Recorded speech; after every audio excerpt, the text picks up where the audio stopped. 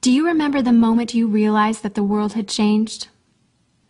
Let me tell you a quick little story that has nothing and everything to do with the future of our world and how you fit into it.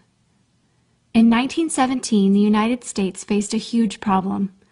They were working hard to compete in the industrialized economy, and there was a shortage.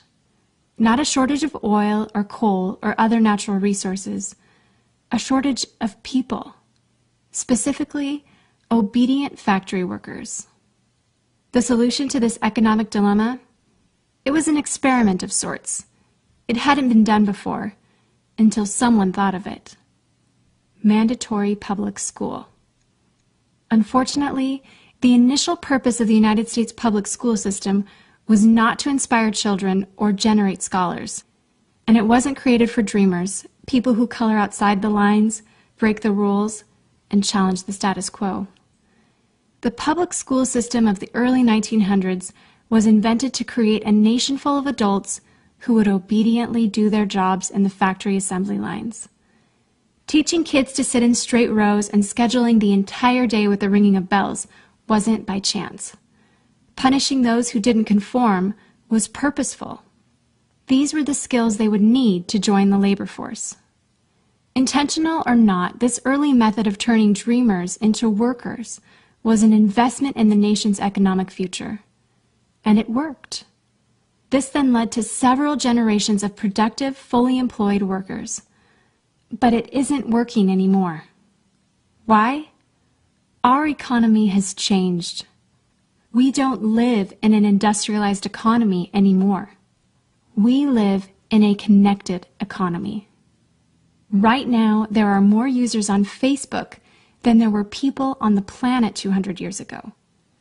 Technology has made it possible for us to connect with people, ideas, and information from anywhere in the world instantaneously. And as a result, our economies have expanded from localized towns and communities to the entire world. We have globalized trade in nearly every way.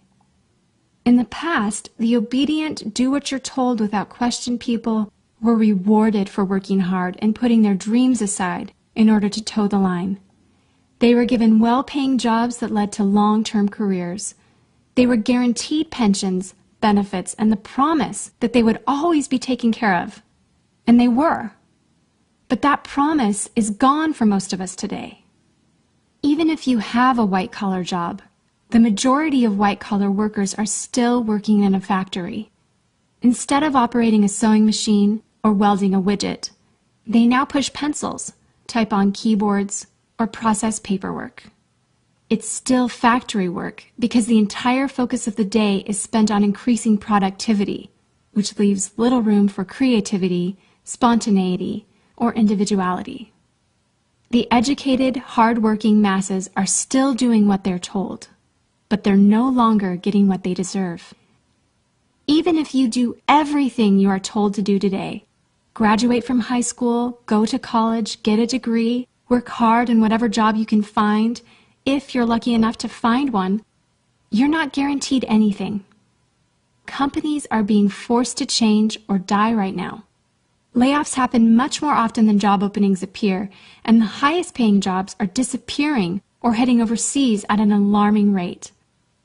If you have a job where your boss tells you exactly what to do, he or she will always find someone cheaper than you to do it. Did you know that the average length of a job today is about 4.5 years? Contrast that to the 1960s when it was 40 years. The connected economy rewards a different group of people. It rewards the people who see things differently, who don't conform, people who have ideas that no one else has, people who are willing to work hard but know that the old way of doing things is broken. The connected economy rewards you not for being a cog in the wheel of life, but for standing up and reaching out. The connected economy rewards the connectors.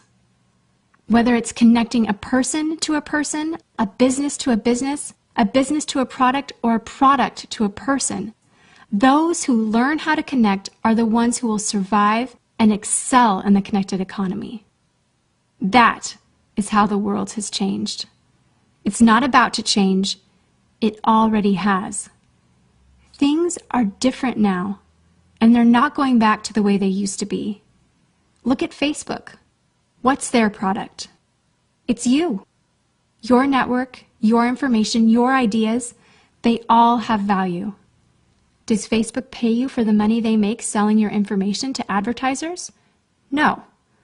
But we still use it because we have an innate desire to connect with people. In fact, neuroscientists have found that we are actually hardwired to connect with each other. Some people know how to leverage this innate ability in today's economy, but most don't. And because they don't know how to do it, most of them are paralyzed with fear, resisting the shift, despite clear indications telling them it's time to change. In 1917, a group of people performed an experiment that forever changed the way that we earned a living. The world today is facing another huge problem. We're facing a shortage of our own. Not a shortage of factory workers or consumers. The world has enough of those.